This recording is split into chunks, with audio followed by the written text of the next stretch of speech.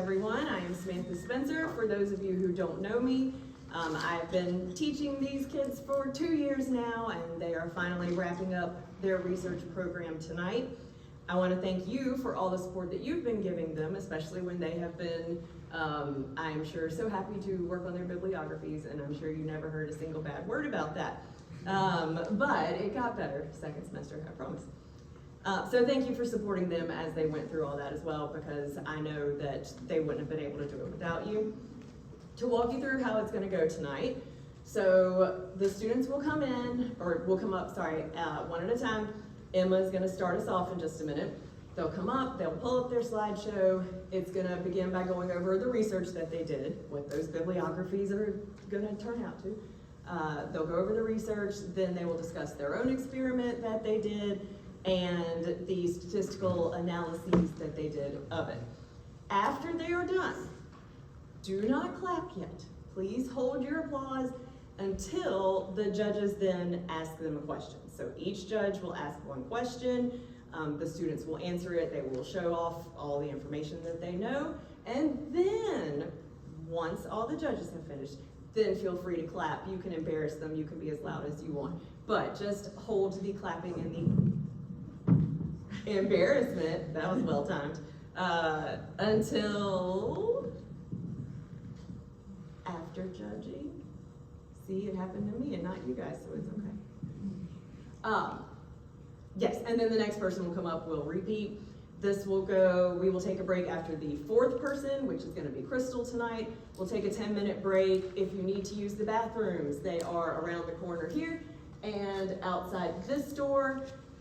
We'll take 10 minutes, then we'll come back, we'll do the other 4 after that. 10-minute break.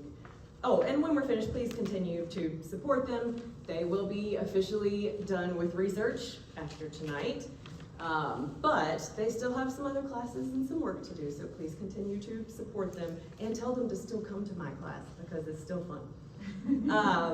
I will ask a couple of things. One, please, if at all possible, do not leave in the middle of someone's presentation.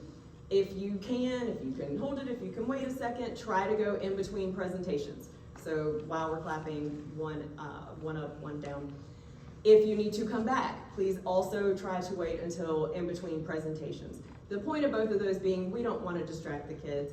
They're all very confident but nervous, and so we don't want to do anything that's going to throw them off of their game. So if you could please wait to leave and come back in until it is in between presentations.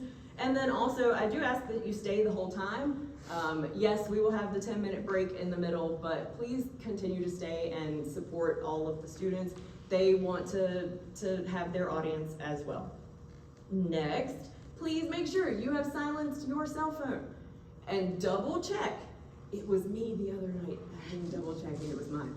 So please double check and make sure that you have silenced your cell phone. And then, speaking of that phone, please no flash photography or recording. I have my iPad set up right here. I'm recording the presentations and then I upload them onto the school YouTube tomorrow. So they will be up tomorrow. Please don't record during the person's presentation. If you want to take pictures, that's fine. Just make sure that the flash is not showing. And then lastly, but probably most importantly, I've made it through this speech without crying, but please do not judge me if I cry at the end. It gets worse the number of nights that we go. So we're on night 3 now. I made no promises. But if it happens, just know that it's out of love and it's because I love these babies. Okay, switching to our judges here. First up, we have Miss Childress, who is AP Bio teacher at Martinsville, and this is her 2nd year judging for us. We then have Dr. Talbot, who is AP Modern World and Psychology, correct? Okay, at Martinsville, and the Social Studies Department Chair, and also 2nd year judging. We have Miss Curtis, and this is not her 2nd year judging, but she has an extra asterisk on hers. So currently teaching English at Magna Vista, but because this is my last year, the extra crying, she is actually going to be the research teacher next year. And then beside her, we have Miss Owens, who is third year judging, so she's got an extra year on you guys, and teaches AP and dual enrollment English at Magna Vista. And then Miss Jarrett, who is tied with also third year judging, who teaches Earth Science and AP Environmental Science, and is the Bassett Honor Society advisor, and who was very kind to tell me well ahead of time that the Bassett students could not go Monday night, and you do not know how grateful I was for that, to be able to work my schedule. So, thank you all for coming, and I'm going to hit the lights because I forgot to do that. And then Emma, if you would be coming up, we'll get this started.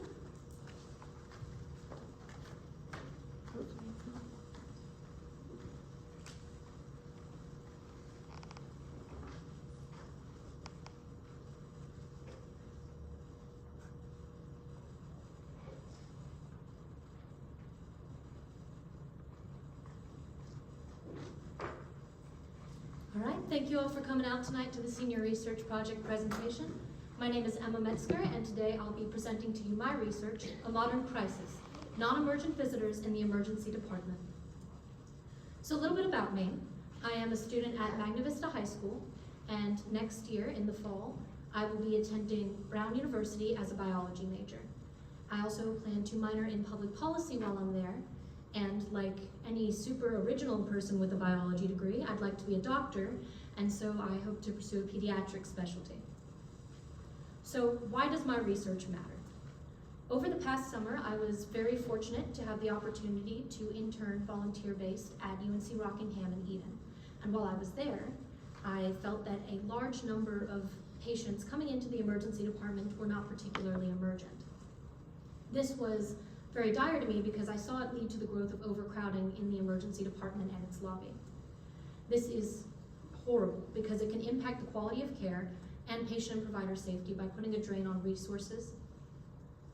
Now, to understand my research, we need to first understand what a non-emergent visit to the emergency department is. Emergency departments are intended for immediate care, care that cannot be delayed. So things like stroke and heart attack are fairly common appropriate conditions to seek emergency care for. Furthermore, it is intended for systematic sickness, which is an illness that is defined as one that affects an entire organ system or several organ systems within the body. To assess emergency in the emergency department, doctors will use what is known as triage tools. This is essentially where a number or symbol is assigned to a patient to indicate their emergency based on their emergency level gauged by questions asked to them at intake. In a study by Tapia et al., researchers surveyed all the patients coming into their emergency department. And when they looked at the patients based on how much equipment they were being used in terms of their diagnosis and in terms of their treatment, they found that about 3 out of 5 patients in the emergency department were primary care eligible. Insurance plays a large role in contributing to this issue. In particular, there is a law known as the Emergency Medicine Treatment and Labor Act, or EMTALA for short. EMTALA is a law that essentially states that the emergency department cannot turn away any patient for any reason whatsoever. This includes the incapability of payment or uninsured. This is important because most primary care facilities require that a patient pay a copay or have insurance verification before setting up an appointment, making the emergency department more inviting.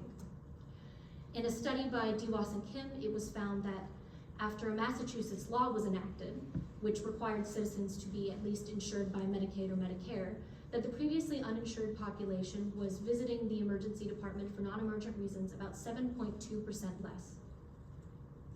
Furthermore, education has an extremely large impact on why people choose the emergency department. In particular, a lot of emergency department patients who come for non-emergent reasons have a low level of education. In a study by Bacon et al., it was found that when they surveyed patients for their demographics, race, nationality, ethnicity, education level, that a majority, over 50%, did not even have a high school degree. This is important because it contributes to health literacy, or the ability to make healthcare decisions based on prior healthcare knowledge. In a study by Rabbi et al., it was found that when dry eye syndrome patients are separated into 2 groups, one given an educational program and the other given nothing, The group with the educational program showed a decrease in symptoms, improved symptom management, and a decrease in hospital visits, while the group that received none actually showed worsening symptoms and more frequent visitations to the emergency department. Health anxiety most recently is the largest contributor to this issue, especially hypochondriasis, which is a condition defined as interpreting symptoms of the body as symptomatic of disease rather than just typical conditions. In particular, COVID-19 has become a major contributor to hypochondriasis after the pandemic.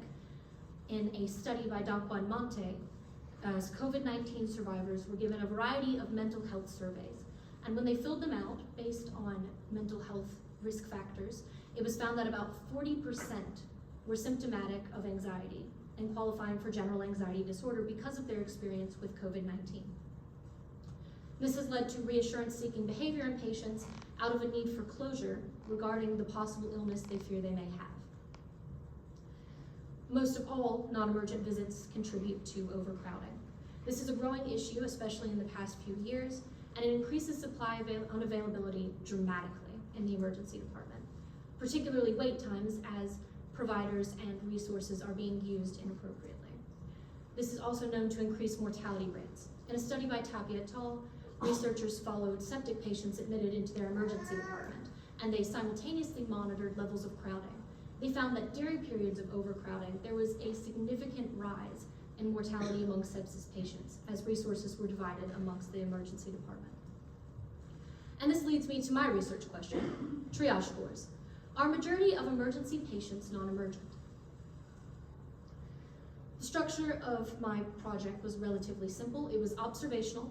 I had no dependent or independent variables because I simply observed. I did not enact any treatment. Furthermore, my participant group was emergency department visitors, particularly those who visited between July 1st, 2023 and June 30th, 2024. Beyond this, I began email correspondence with Dr. Teresa Hardy at UNC Rockingham Hospital. I was made to sign a variety of documents, after which I was granted access to their EPIC data. EPIC is their triage system that keeps track of all the different triage scores of every patient treated at the hospital. I then requested a weekly breakdown from the year-long worth of data that I was provided. To select my sample, I calculated randomized, mostly out of convenience. A systematic sample wouldn't have made sense for the large pool of data I had, and I selected 30 out of 52 weeks of which I was provided. It was a simple random sample. So of the 52 weeks I was given, I labeled each 1 through 52 and then randomly selected 30 numbers in that group to get my data. After that, the data was stored in my email. I did not download it because I did not want anyone to happen upon it who should not have it. My null hypothesis, or the understood reality of the situation, was that the proportion of non-emergent visitors to the emergency department would be less than or equal to 50%. My alternative hypothesis, or what I believe to actually be true, was that the proportion of non-emergent visitors would be greater than 50%. Of my data, I first started by looking at the triage scores individually and deciding what considered itself as emergent. The triage system at UNC Rockingham is on a 1 through 5 basis, 1 being immediate, 2 being emergent, 3 being urgent, 4 being less urgent, and 5 being non-urgent. Anything considered non-emergent in this study was anything 3 through 5. Of this, I found 11,648 were non-emergent, and 1,194 were emergent, with a total of 12,842 patients in my sample total. My proportion was about 0.907, or about 90.7%. So essentially 90.7% of visitors were considered non-emergent. At a confidence level of about 95%, I found a confidence interval between 0.902 and 0.91205. This means I can say with about 95% confidence that the true proportion of non-emergent visitors was between about 90.2% and 91.2%. And then, because my p-value that I got from a 1-prop-C test was 0, and the significance level of my data was about 5%, 0 is less than 5%, and therefore I was able to reject the null hypothesis. My alternative was correct. The confidence interval was ran with a 1-prop-C interval test. So to review, my question was, are most emergency department patients non-emergent? My null hypothesis was that the proportion would be less than or equal to 50%. And I ended up rejecting this null hypothesis in favor of my own, being that it was greater than 50%. This indicates that there is a correlation between the factors discussed in my literature review, that health anxiety, education discrepancy, and insurance inequality as they grow are also feeding into the issue of non-emergency department visits. It proposes a possible correlation as they all grow alongside each other. There were some limitations to my study. In particular, my sample size was not very large. It was only 52 weeks or a year, and then that sample was narrowed down into a total of 30. Also, there was little sample variety. I only used one hospital's data when I could have used multiples. And this is mostly because of the time allotted. The time I was given to complete this was limited to about a year, which impacted my ability to make connections with other organizations. The implications of my study are that we should look to improve on the issues contributing to health inequality and the misuse of emergency departments. In particular, we should look to improve educational programs, such as, I would say, pamphlets in your typical emergency department rooms, as they can improve decision-making and health literacy. Furthermore, we should look to encourage urgent care usage whenever possible, to divide care between the emergency department and urgent care, putting less strain on both. I'd like to acknowledge a few people for my research. I'd like to acknowledge Ms. Shannon Harrell for helping me with my math, and though she's not listed here, I'd like to thank Ms. Jenny Winokur for helping me with my math very last minute. I'd also like to thank Ms. Samantha Spencer for her help with putting this presentation together, UNC Rockingham Hospital staff, particularly Dr. Teresa Hardy and Ms. Summer Lawrence, the audience and judges, as well as my parents. Any questions?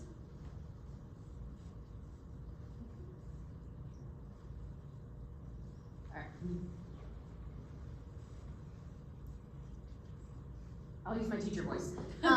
My question for you is, I saw your look, like how you said you could do it, but do you find other ways that emergency rooms could help out with stopping overcrowding besides pamphlets? Because a lot of people who struggle with the education sometimes don't have reading levels to read medical pamphlets. Absolutely. So I actually read a study which had indicated that there were a few other methods that could be used to reduce overcrowding, in particular the study I mentioned by Dewas and Kim.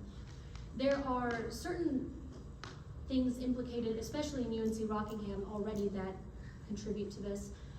Frequent patient checks to make sure that everything's going smoothly, limiting the amount of family allowed into an emergency department or patients that are not related to the patient.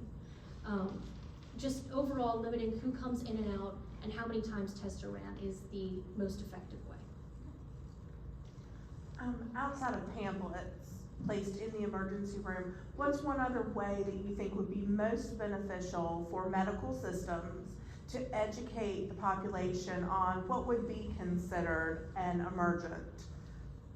The only other ways I can think that would be easiest, if we're concerned about reading level as previously mentioned, I think that events held at community centers perhaps would be a good way to go, just giving very basic health information about what the actual symptoms are in relation to certain respiratory illnesses, how likely you are to contract them.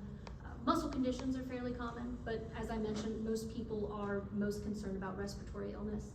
And personally, after being CPR and first aid certified, I think that that course is phenomenal from the American Heart Association. So making that more accessible to the population would be a good way to go. Great work, Emma. So I am thinking about Rockingham County and the population it serves, and also considering some Henry County folks end up at UNC Rockingham because of proximity. I wonder how, and this maybe came up in your research, this study would have possibly looked different if it was conducted in a more urban or a bigger city. Did you have any research?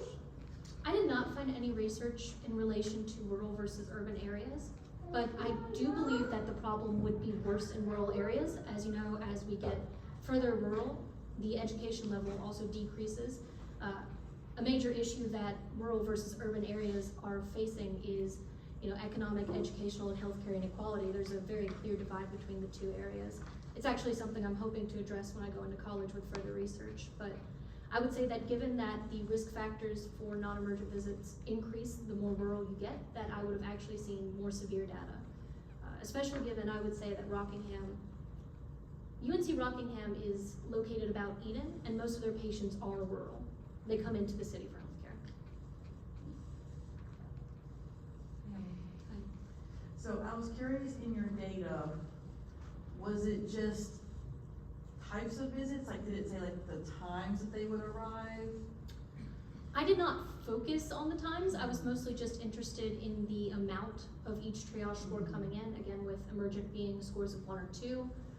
It was a weekly breakdown, and I randomly selected the weeks to get a good variety as far as the time of year they were coming in, the month they were coming in, the week they were coming in.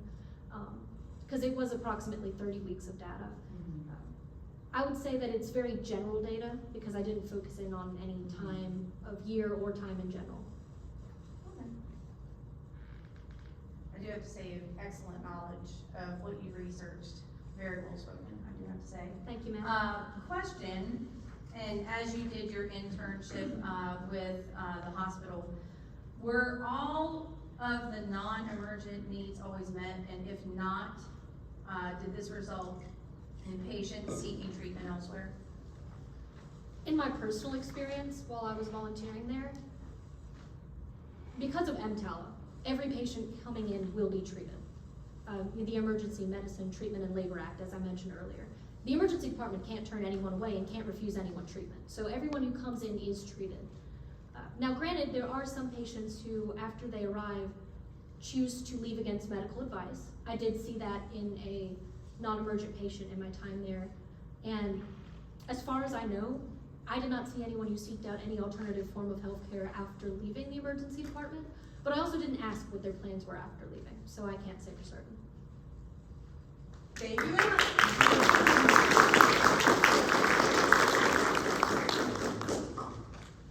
Next up, we have Aiden.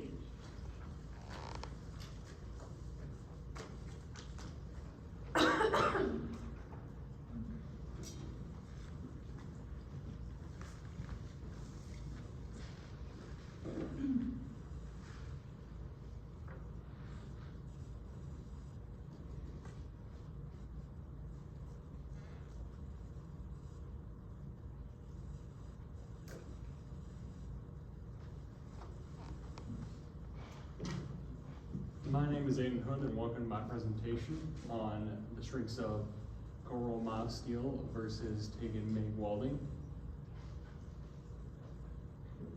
I go to Martinsville High School. I'm about to graduate there. It's a good place. I'm planning on attending Virginia Tech with a sizable academic scholarship, and I plan on studying mechanical engineering at Virginia Tech to pursue a career in possibly the automotive field. My project is about welding because it's one of my favorite things. I love to do it. I do it at my job every day. It's just what I really enjoy it. It's a good hobby. It's most people don't talk about it a lot of the time. It's one of the forgotten trades. A lot of people talk about HVAC and other things. And in the real world, most things you see do have some aspect of welding in them. With the building that we are currently in, a lot of times the chairs used in schools, for instance, you'll see welding in them. So yeah. The types that we used were MIG welding, metal inert gas welding, and TIG welding, tungsten inert gas welding. And the differences there are that TIG is a lot more precise than MIG. MIG is usually for pipeline welding or outdoors. It can be used with paint, and it's just really easy to like grab it and go. You'll see a lot of home enthusiasts use it, and TIG is very precise. You have to clean the parts like absolutely immaculately to have them usable essentially, because otherwise it won't stick. But it has a lot stronger and nicer weld a lot of the times, the perception, but we'll see about that. For the actual process of welding, you need to first CAD it out, which is computer-aided drafting, where you design what you're going to weld in the simulation on the computer so you can see all the aspects of it beforehand. You use CAM to translate that to the machine. And so a lot of the time, that's how people will pick up, is they start CADing their designs beforehand. And so a study by Chester showed that dramatically increases efficiency overall for welds, because when you don't just go like throw spaghetti at the wall, try and error it 1,000 times over, when you actually plan ahead of time, you'll usually get the right outcome. Now, a big thing for welding is the actual point of failure for it. All of the time, different joints in welds, that is where you'll see the actual failure and not on the metal itself. And so depending on the filler material, they can hold up to different things. And so that's what we're trying to test here today.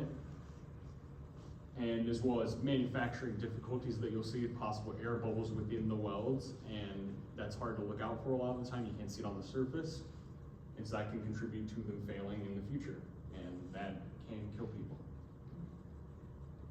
For other things going on with welds, there is a new technique that's been invented called spar-around welding, which Kharkov summarized in their study, where instead of lowering the welder down into the tank that's going to be made, they essentially have the welder in a set place and they spin the tank upwards as you move the tank upwards, so they can weld it from the outside of the tank, which means they won't get encased. It's a lot more efficient generally, and so that's one of the new things with welding right now, as well as magnetic detection technology to see these air bubbles in the welds, shoot beams through them and actually notice them beforehand, so that once they get off the production line, they're all good and sound.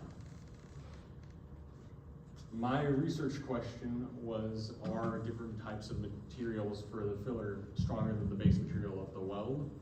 And so, because essentially TIG and MIG welding, we use different types. TIG uses tungsten, for instance, and MIG a lot of time we use steel, and so that's what we're really comparing here. For my method, we wanted to test the actual strong filler material, and this is an experimental study. We weren't just looking at essentially studies done in the past without making an observational study, and so we actually went out and tested that at a lab. For our samples, we used cold rolled mild steel that was cut off a sheet, and we used it because it's high strength. It's a lot better than the other essential samples that we could use. We could have used aluminum, for instance, but it's not as compatible with our samples, and so it's a very wide, broad range. Most things welded are made out of steel, and so it's very applicable to what we're actually doing. As well, yeah, and it can be welded by all types we used, and so a lot of the time aluminum cannot be MIG welded. You can do it, but it's essentially impossible in your backyard environment. For the actual preparation, we first cut the samples on the plasma cutter, which uses the fourth stage of matter to shoot plasma through the metal to cut little siphons in it, essentially cuts it like butter. And then we took it to the welding table and we cleaned off all of our little samples, because you have to first grind off all the gunk that the plasma creates, because as it's shooting it down through the bottom of it, it builds up where that hot metal cools down underneath in the water that's under the bottom of the plasma table. And so you have to grind all of that off. And then you have to take a substance called Scotch-Brite. It's really an abrasive material where it just scratches off all the other stuff that we left over. And then we acetone it, because that essentially evaporates instantly and removes everything that could be on there dirt-wise. And so it's a solvent like any clean solvent, but just a lot higher power.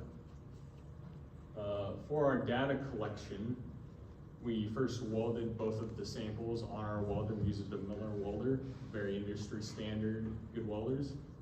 And we took them over to the tensile testing machine, where we put each sample in it until it broke. As you can see up at the top, there's a picture of one that has broken, and there's a picture of the machine as well. And we recorded the peak brake force, which is different than the actual brake force, because peak brake force is the top of the bell curve. It's the highest output the machine inputs into the material, whereas the brake force is where it breaks. And essentially at the peak force, that's when it's already going to break, and so that's really what matters, is what it can hold up to, not when it's not when the tire's at the bottom of the hill. It's when it's at the top that and you're about to roll it down that really matters, not when it hits the actual wall. So for my hypothesis, my null, which is essentially all of them are equal together, because that's what studies did not point out, and that's what I'm trying to test against. So that's my null hypothesis. And then my alternate is that they're not equal, so the control group and the, which is essentially just one piece of metal that does not have the weld in the middle, so it's just double the size lengthwise. And my control group and both of my weld groups are not equal, and that's what I was trying to prove here with my alternative hypothesis. For my results, as you can see, they were very inconclusive. There wasn't a lot of difference at all. In fact, the means were essentially the same. We weren't able to tell any difference, which might have been because of limitation with our machine. Also, the welds did break outside the actual welded portion, and so they probably were only reading the material strength, but we'll get to that in the limitations. So for the results, we did an HSD test where we compared them all individually, and that showed there was also not really a difference between any of them at all that way. And that just, instead of, with our main hypothesis test, we compare them all together, and the HSD allows us to get into the nitty-gritty essentially and compare them all individually. And so that led us to fail to reject the null hypothesis. So it turns out that essentially they were all equal. And so that's what our findings are shown here, which is not what we thought were gonna happen.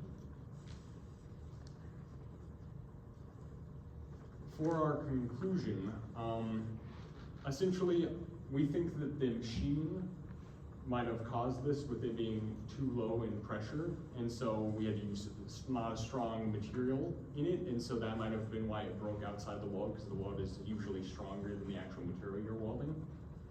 And so that might have been why it broke where it wasn't supposed to, and that's probably why they were all the same. Because all the other scenarios that were essentially shown in all these studies is that the TIG welding technique is stronger a lot of the time, although minimally it is stronger on a basis where it would matter. And so that's what I was trying to prove, and that's not what we found out there. And this is important because this can show that, you know, maybe that's not the best technique to use a lot of the time. Maybe you want to MIG weld it because you're out on a pipeline and you can't TIG weld and it's not as strong, so just go with the mill welding. For my actual limitations, machine strength was the top one, I think. Because it was only a 5 kilonewton, which is the amount of force it puts out on the metal machine, we could only use smaller metal about that big and pretty thin instead of thicker ones that would be more applicable to everyday scenarios, because it couldn't actually pull those apart. And so, yeah, that's a lot of why we think the results showed up the same. And you would fix that obviously by getting a higher power machine, which we are currently unable to access, but in a future study you would want to do that. And yeah, a lot of places don't have those readily accessible. For possible bias that we had, by reading all these other studies that said that TIG welding was better, we might have inferred already that TIG welding was better when it really wasn't.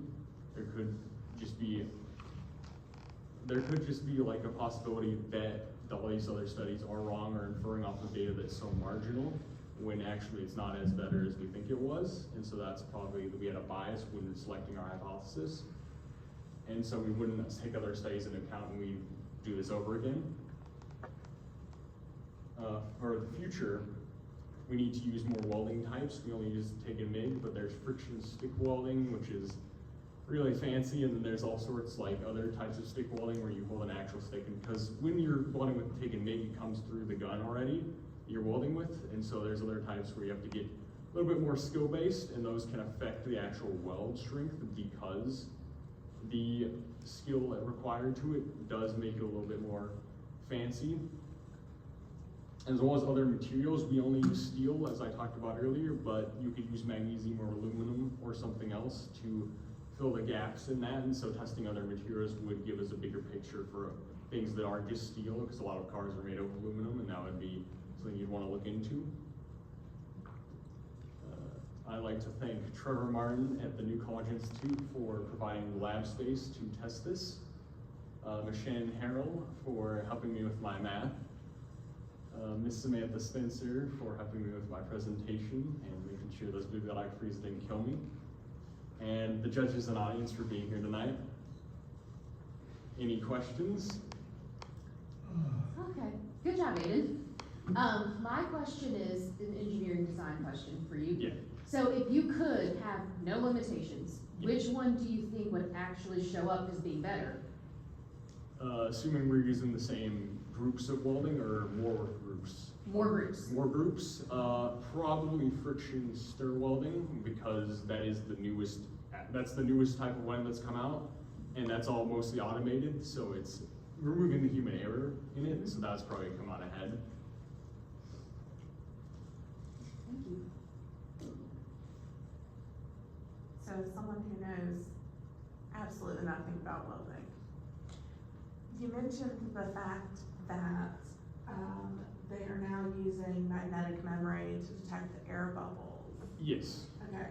Do you think that changing the type of welding that is used would better avoid those issues that would later cause problems down the road for, say, water tanks, bridges, all of that?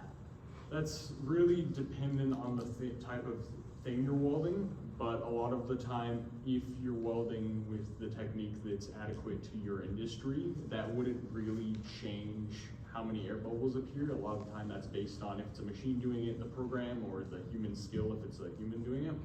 And so changing your technique would affect that rather than the type of welding a lot of the time.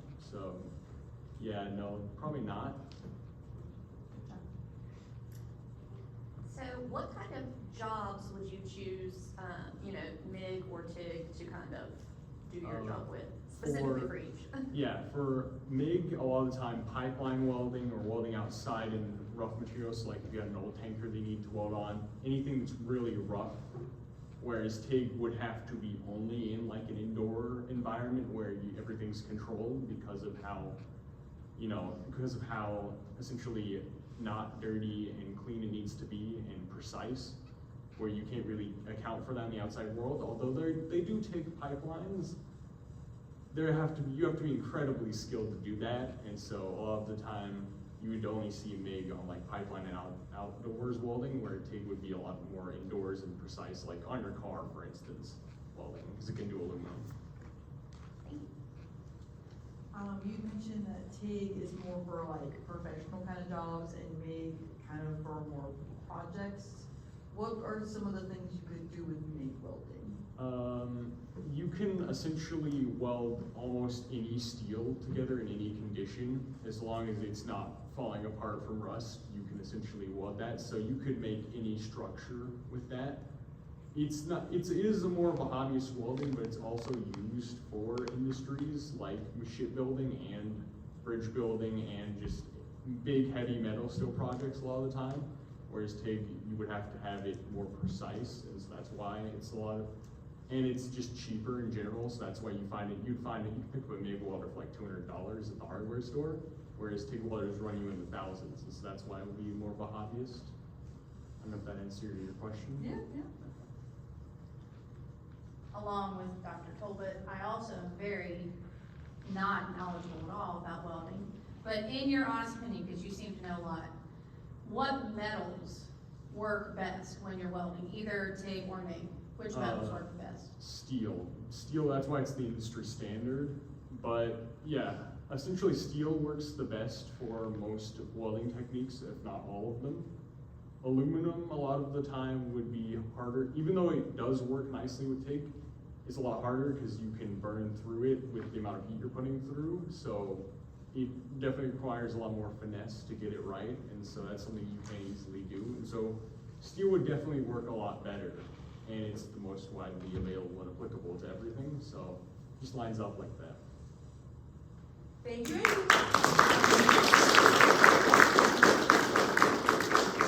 Next up we have Isabella.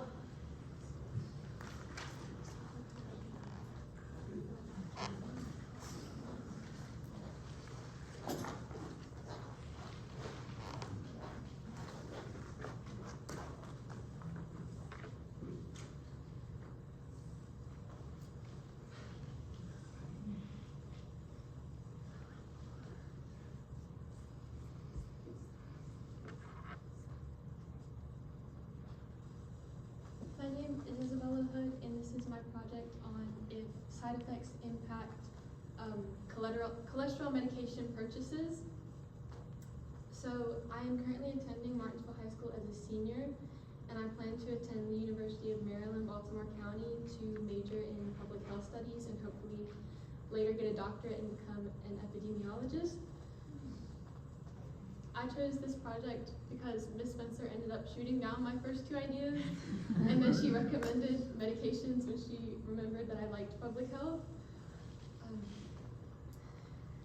Medication purchase factors are important to study because it can help provide insights into how to improve the long and difficult to explain, long and difficult to understand explanations that are often used in the healthcare industry.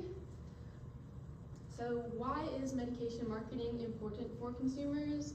The FDA makes a lot of regulations to protect consumers from misleading information by requiring pharmaceutical companies to provide important information about medications on leaflets to keep consumers more informed about what they are purchasing. Pharmaceutical companies often divert attention away from important information using images, which can lead to more misconceptions for consumers, especially about side effects. And they are also the major spreader of misinformation in the healthcare industry. A study by Kaza and Balick found this to be especially true in medications like Bextra and Risperdal, which were marketed without their side effects listed, and the side effects were pretty bad, like increased risk of cardiovascular events like heart attack and stroke and diabetes, and just marketing medications without their side effects just increases the negative effects on consumers and also the misconceptions that they get from the healthcare industry. Consumer medication information interpretation is really important because most consumers, if they are not actively engaged during the information processing, they will not understand what they are listening to or reading.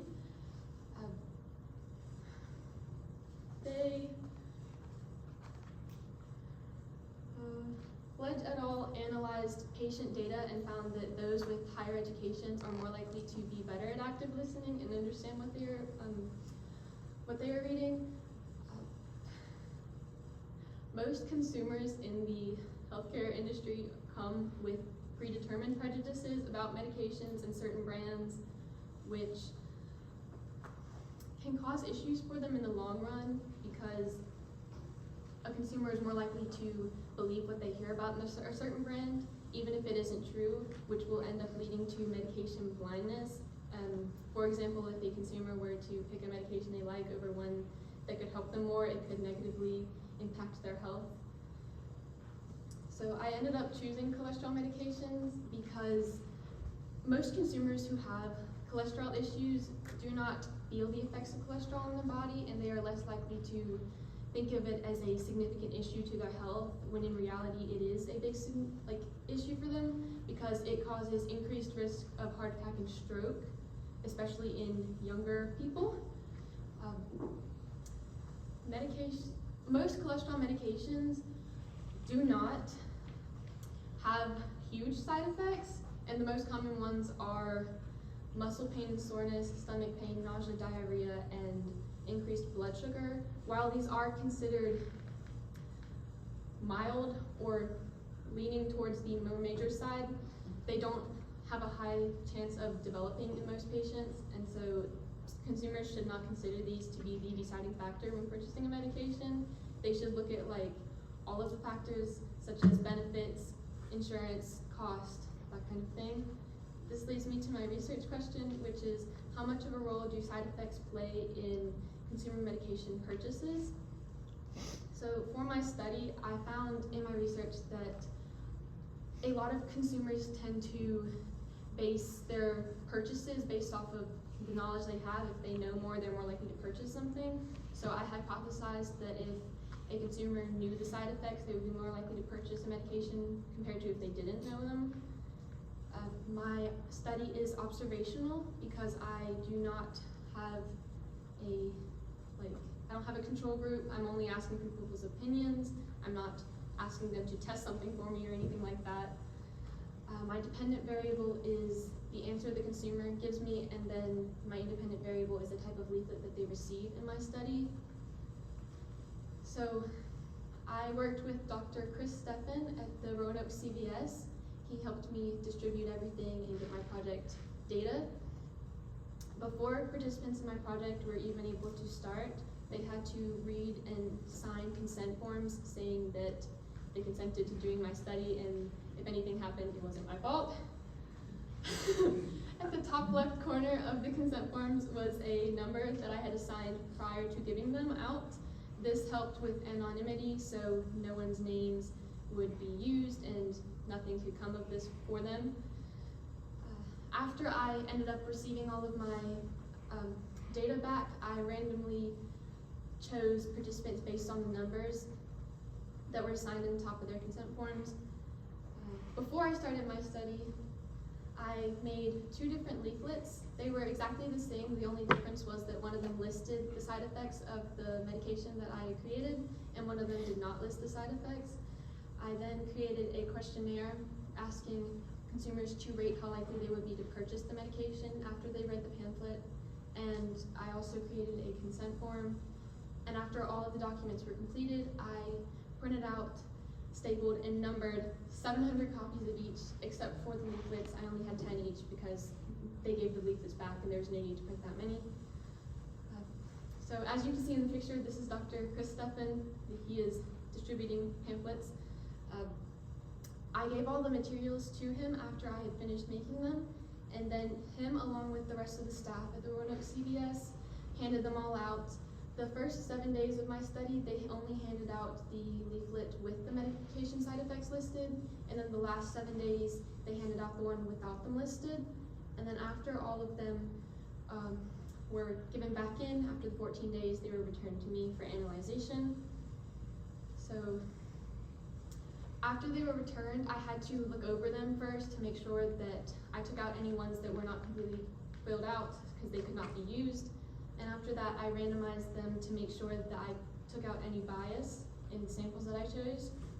I also put all of the data into an Excel spreadsheet and separated it into the type of leaflet that the answer corresponded with. And I ended up only having 30 participants in each of my groups. My null hypothesis, or what is the general public belief, was that the pamphlet with the side effects listed would have less than or equal to the amount of yeses than the pamphlet without the side effects. And my alternate hypothesis, which is what I believed, was that this pamphlet with the side effects listed would have a greater amount of yeses than the one without. Unfortunately, they were both the same. They had no difference. The pamphlet with the side effects had a 90% rate of yeses, and the one without also had a 90% rate of yeses. I performed a 2-prop z-test because I was comparing or trying to find the difference between 2 percentages. I ended up with a z-score of 0. That meant I had a 0-point difference between my 2 groups, which was obvious because they were both the same. I got a p-value of about 0.5. This meant that if I did not randomize my data, I had a 50% chance of getting the results that I did, which is not that great.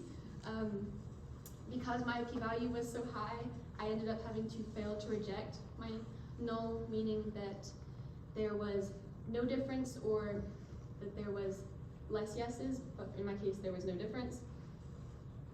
In conclusion, it did not matter to consumers whether they knew the side effects or not. That didn't play much of a role in their decisions.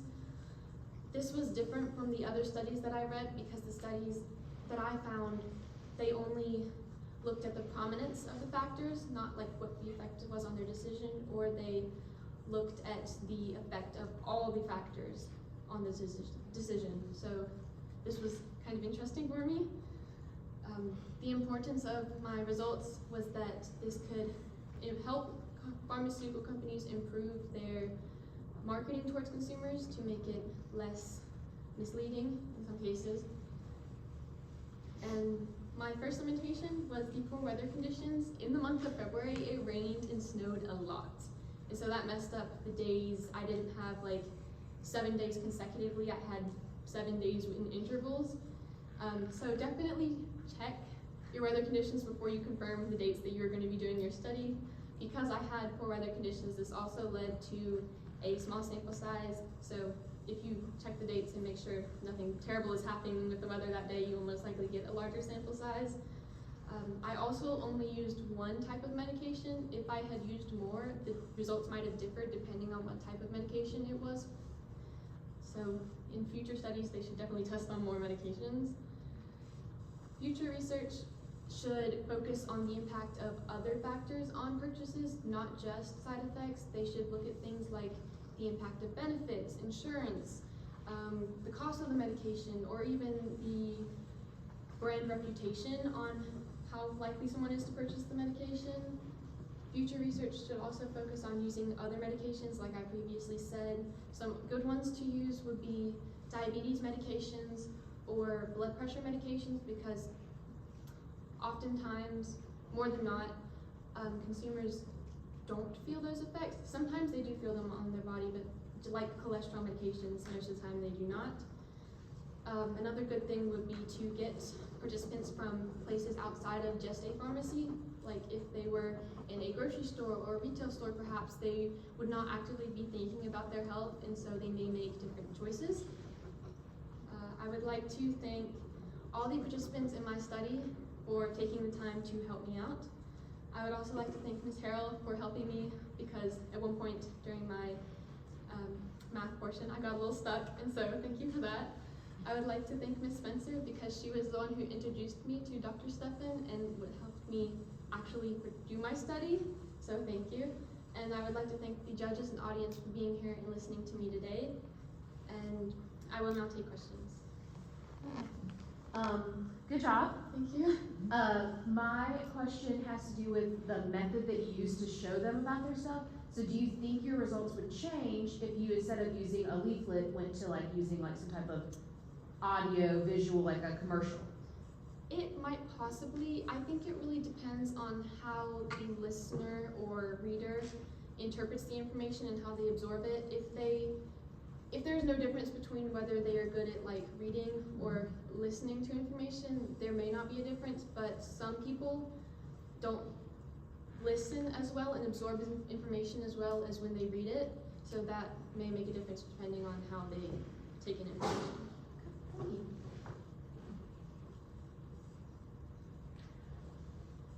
If you were to do this study again, do you think that you would stick with the questionnaire method to collect your data? Or do you think that you would choose a different option? Interviews, whatever it may be, different type of survey for collecting your data. What other options do you think, if you were to do this again, you would use for data collection? I've never really thought about that. All of the studies that I had, they all did like questionnaires, so it may be interesting to do an interview. The only reason I chose a questionnaire is because I didn't have the time myself to hand everything out or interview the patients, and also it was in Roanoke, so that was a little difficult because I live in Martinsville. But in the future, I think an interview would be a good way to do it, because then I would get like a better feel of their opinions, because I'd be able to see them face to face and understand more of their body language and what made them come to that decision. So my question is about the way that the leaflets were distributed. So you said you did 7 days of one type and 7 days of the other. Was there a specific reason you didn't like do it on the same days interchangeably, sort of thing?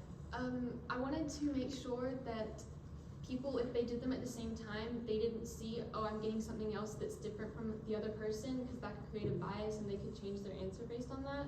And I tried my very best, even though the weather kind of messed it up, to get the same amount of days, and it just ended up being 7. But I did that just to make sure that they didn't change their answer based on what they saw other people doing. So my question has to do with location. So do you think you would have gotten different results or better results if you had done this through like a doctor's office instead of a CVS pharmacy? Most likely, because in CVS, the people are just trying to get in and out and get their medication, whereas in a doctor's office, they kind of have to wait, they have no choice. So they would maybe like read it longer, look at it, actually trying to understand what they're reading better. So that might be, I might have better results. I might have more of them say no and more of them say yes in that case if I were to do it at a doctor's office. So I am assuming, and we all know what happens when you assume sometimes, that the people that were given the questionnaires, it was kind of a wide difference in population. So were you able to see any connection between age and their willingness to take want to take the medication and purchase the medication with the side effects versus not? I actually didn't look at the age factor. The only thing on the questionnaire was the participant's number, their name, and the question. I didn't ask them for their age because that wasn't something that I was trying to find. But I feel like if I had maybe more people in the younger age group will be more likely to try something new because, as you know, people who get older are less likely to change and make like decisions that could negatively impact them in ways, possibly. Yeah. Figures out.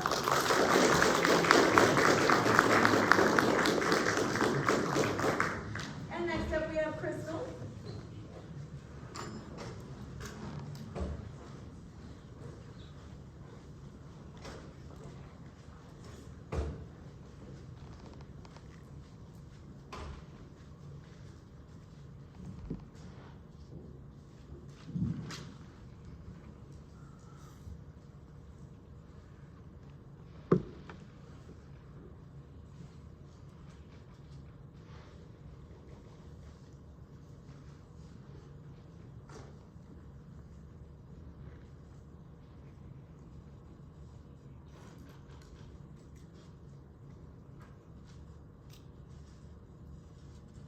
Good evening, everyone. My name is Crystal, and my study is on the comparison of male and female self-awareness.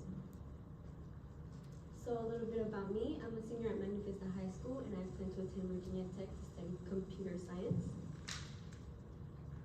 So I chose to do this project because I did a similar project last year, and I found it really interesting, as well as I think it's important to realize how self-awareness impacts our mental state and our relationship with others. So self-awareness can be impacted by our attachment styles. John Bowlby theorized that the behaviors displayed by infants were the responses to being separated from their parents. So Mary Ainsworth conducted a study analyzing how infants reacted to when they were separated from their parent and when they were reunited with the parent. She found that those who had the anxious attachment style showed emotional distress when they were separated from the parent and were not easily comforted when they were reunited with the parent.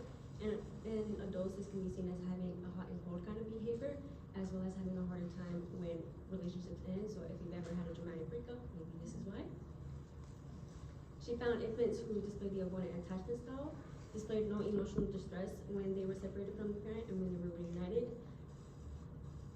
And when they were reunited, they didn't really seek the attention of the parent. And adults, this can be seen as having no interest in developing close relationships and also having a hard time opening up about their feelings. Lastly, she analyzed the secure attachment style in infants, and she found that they did display emotional distress when they were separated from the parent, but when they were reunited, they were easily comforted. In adults, this can be seen as having loving and trusting relationships, having better self-esteem, and as well as being able to openly express their emotions.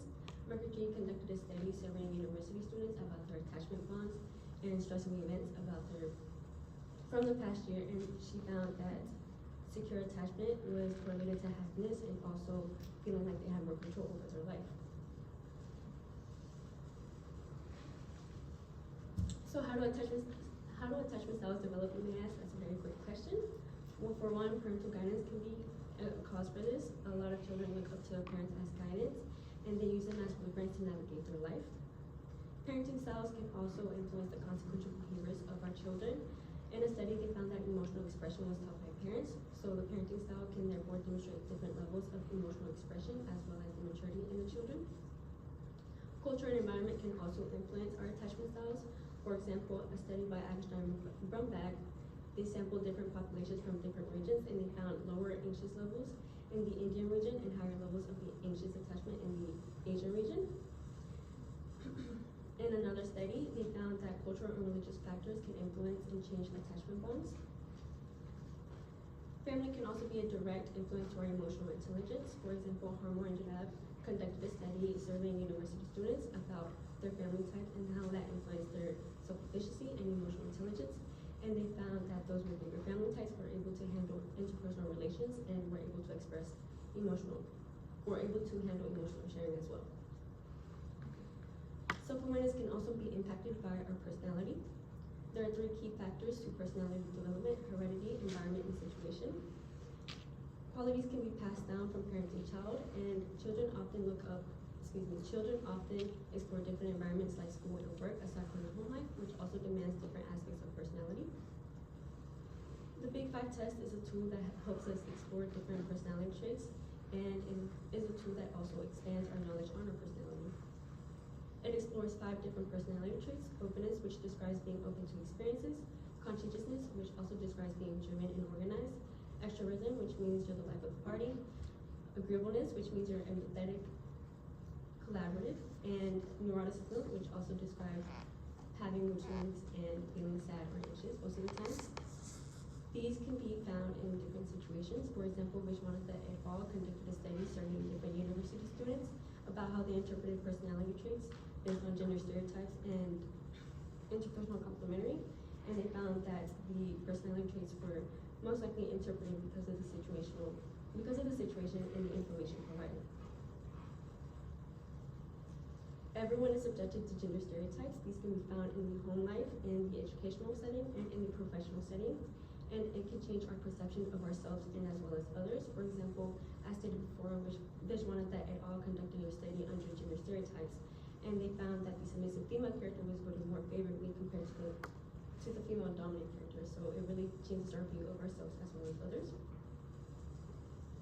And gender stereotypes can be classified into different categories. Descriptive stereotypes is the given characteristics of genders. So this could be an example of, females are more self-aware than males, or males are more forgetful than females. So that leads me to my research question: is there a difference between male and female self-awareness? Because of my personal beliefs and experiences, I'm led to believe that females are more self-aware than males. So I led an observational study overlooking the gender influence of self-awareness. My original aim was just to have magnanimous teachers and vaccine teachers. Shout out to Miss Owens, you can see she's in the picture. But I did not have enough magnanimous and vaccine teachers to conduct the full study. So I opted to recruiting my family, my friends, and family friends. To prepare for the study, I set up a time and date for my magnificent teachers that did want to do the in-person experiment. Then I collected my materials, which was mainly just my paper, my iPad, and pens.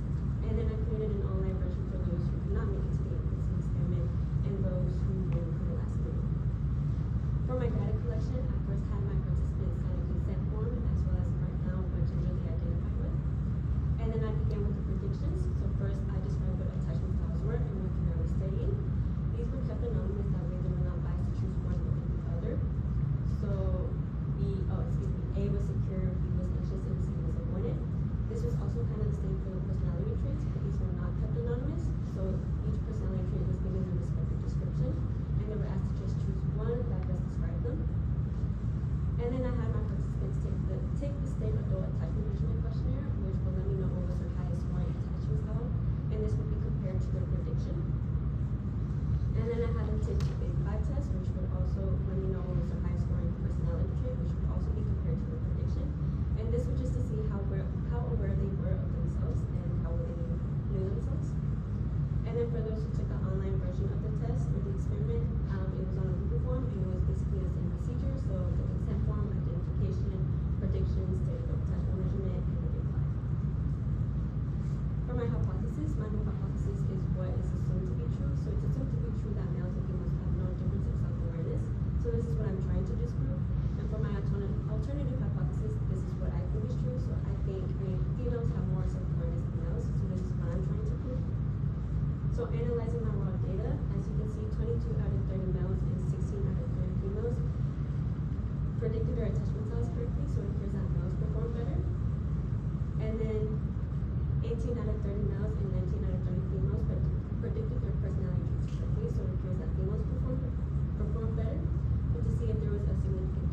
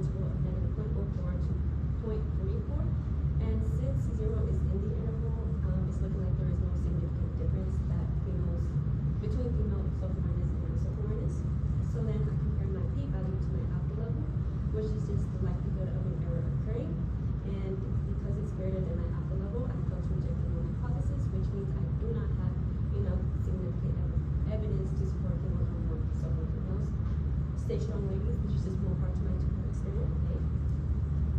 So then I did my personality trait prediction results, and I had a z-score of -0.27.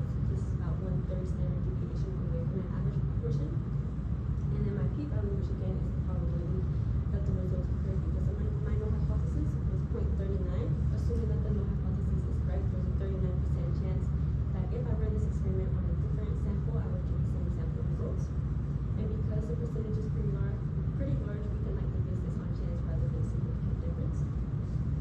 And then I ran a 95% confidence interval, which is again means I'm 95% sure that females will have more self-awareness than males. And it yielded an interval of -0.28 to +0.21. And again, 0 is in the interval, so it's looking like there is no significant difference between male and female self-awareness. So then I compared my p-value to my alpha level, and I failed to reject my null hypothesis because the p-value is greater than my alpha level, so it's there. I don't have enough significant evidence for females more self-awareness. Sad day for us ladies. To summarize, my purpose of the study was to see if there was a relationship between gender and self-awareness. It was assumed that females would have more self-awareness than males, so it was predicted correctly. However, this does align with other studies. For example, in Conroe and Judd study, they found more emotional intelligence in men. But this is still important because self-awareness impacts our mental state as well as our relationship with others. There were a few limitations to my studies. For one, I had an inadequate sample size. If I had more females and more males, because I only did 30 females and 30 males, I feel like it would have given me a more accurate estimate for who had more self-awareness. Also, my participants may have not been true to themselves and may have chosen a more moderate option. So if they were neuroticism, they may have chosen agreeableness. So they may have not chosen one that best suited them. And they may have also felt that their answer choices would have been held against them, which is not true. Also, my participants may have had knowledge or lack thereof of attachment styles and personality traits, so that might have influenced their choices. Other factors include genetics, parental bonding, and decision making. For future research, I would recommend studying intersectionality because gender doesn't just influence self-awareness. Factors like age, socioeconomic status, sexual orientation, etc. influence self-awareness. They should also study diversity and comparison to fully grasp the understanding of different societies and backgrounds. And self-awareness is also influenced by the context and also how we process emotions and feelings. Shout out to Ms. Spencer, Ms. Winford, Miss Owens, and Mr. Owens for president, my participants, and all of you guys. I will now take questions. Alright, really good job. I have a question about how do you think age would influence this? You said you had to go to teenagers as well. Do you think if you had used exclusively teenagers as opposed to adults, would you adding adults, and do you think your data would be different? Good question. Actually, I did see a difference in my results because because age, I didn't consider age, but when I did look at my results, I did see that my older participants, like my teachers, they did predict their attachment styles and personality traits correctly, while as my younger peers didn't. It's either they got one right and the other right, or excuse me, one right and the other wrong, or both wrong. So yes, I do see age being a factor in this. Thank you. You used the Big Five test. Do you think your results would have been different had you used something different other than the Big Five? Or if maybe perhaps you had given participants a choice of which personality test do you think your results would have skewed your results any that way? Perhaps, because like any other personality test, we have an MBTI test, the type A versus type B test, so that may have influenced my studies. I didn't really see anything in my research, but I figured that the Big Five test would give me more insight because it's five personalities and compared to the type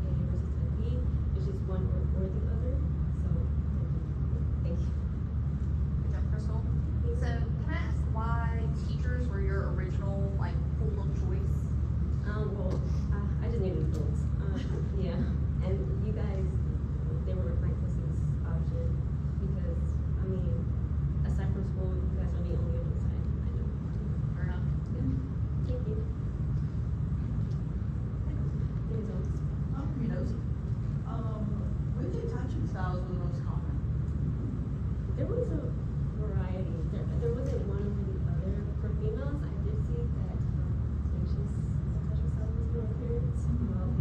In males, I did see a lot of secure sexual self.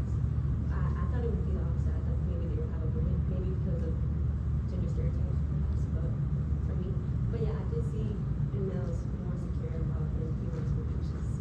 Thank you. Was there a particular personality trait that people had that were more attached? Was there a particular trait that stood out?